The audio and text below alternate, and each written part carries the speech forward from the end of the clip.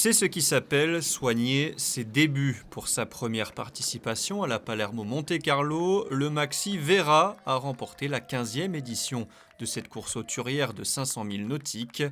Malgré des conditions difficiles et variées cette année avec peu de vent et de grosses chaleurs, Vera boucle l'épreuve en 3 jours, 5 heures 13 minutes et 8 secondes. Parmi l'équipage Bou et Becking, 8 participations à la Volvo Ocean Race et le laseriste Michele Regolo, membre de l'équipe italienne olympique des JO de Londres en 2012.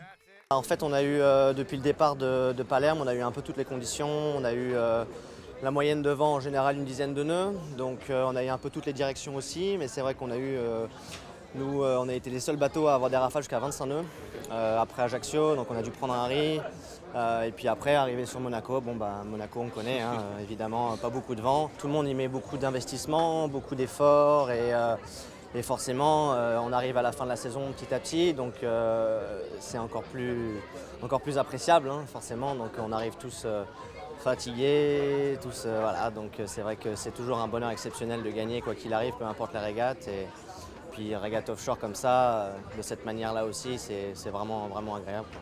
58 bateaux répartis sur 10 catégories différentes ont participé à l'épreuve. Prima Vista Lauria, 7e en temps réel, remporte la course en temps compensé, et ce, pour la 5e fois, grâce à une stratégie différente. En début de course, avec les autres favoris, on formait un groupe compact. On s'est dit alors que ça allait être dur de gagner en temps compensé, alors on a pris une décision un peu drastique mais réfléchie. On a décidé d'abandonner le groupe sous la Corse pour aller chercher un vent de nord-est. Au début c'était compliqué, on se fait un peu coller, mais heureusement nous avons trouvé le vent et nous avons foncé jusqu'à 10 000 de Monaco, où là, à l'approche de l'arrivée, c'est toujours très compliqué, on n'avance plus vraiment. On a eu peur de voir les autres nous dépasser, mais au final on l'a fait et on est très content. Ex-skieur de très haut niveau avec ses 4 médailles d'argent obtenues au JO d'hiver, le Croate Ivica Kostelić aime les montagnes et la mer, puisqu'il termine 3e de sa catégorie classe 40. C'était une belle course, mais vraiment difficile, comme tout le monde l'a dit.